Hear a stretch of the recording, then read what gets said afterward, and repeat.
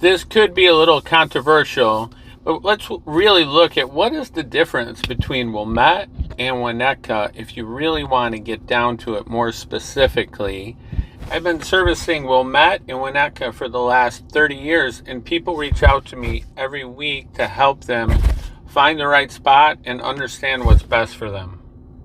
We'll go over some of the things that might be concerning, and so you can take that and decide what's best for you moving forward, trying to make this decision. There are 5 questions that people always ask me when they're looking to decide between Wilmette and Winneka. Number 1 is, where can I get more for my money? And that's kind of a loaded question, because if you're in a price bracket closer to the average price of Winneka, then you can definitely say that you right now will get more in Winneka than Wilmette, because Wilmette has become almost trendy. The prices, the demand is off the charts in Wilmette.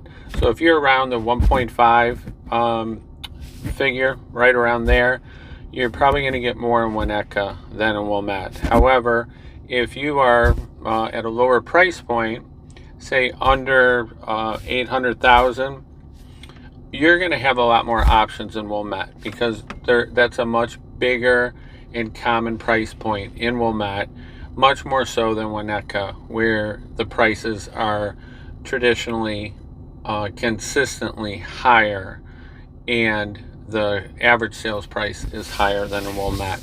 So you have the Ramona district, which is typically lower prices, split level homes, things like that, and now those are being knocked down and brand new constructions going up for $2 million and more. But there are many homes in Ramona, in Wilmette, and also in East Glenview, if you want to stay in New Trier, just over the Edens Expressway, that can help. The second question people always ask when they're looking between Wilmette and Winneka is, what's the difference between the schools? So the schools have many similarities. Both districts are highly ranked, both areas. And I would say the biggest difference that people will see is there are more private school options in Winneka than in Wilmette, even though they both have them. The fourth thing people always ask is, what's the difference in commute? So this is a big one that's asked all the time. And really, it's a very small difference, very minute, if you're taking the Metra commuter train.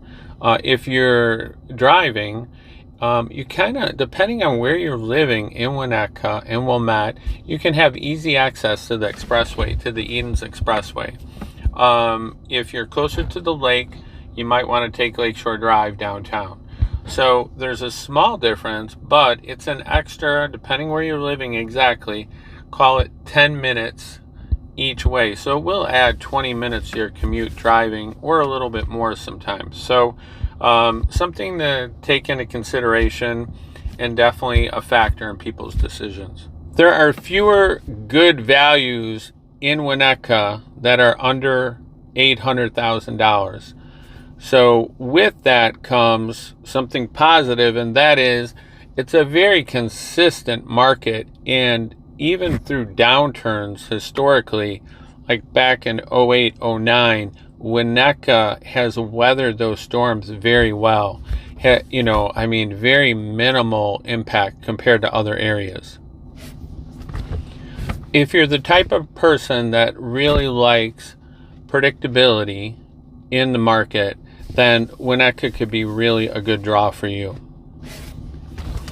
When it snows, as it does all the time in the Chicago area, one thing that you'll really appreciate in Wilmette is they actually plow the sidewalks for you. So not the walkway up to your house, but in front of your house, down the whole block, they will plow those. It's been a beautiful thing. So when you're coming from, say, the city, this is something you're definitely not used to, as well as the Park District. If you like sports activities for yourself or for your kids, then the Park District in Wilmette has a tremendous amount of things that you could do. I mean, the book is large. I used to give it to people.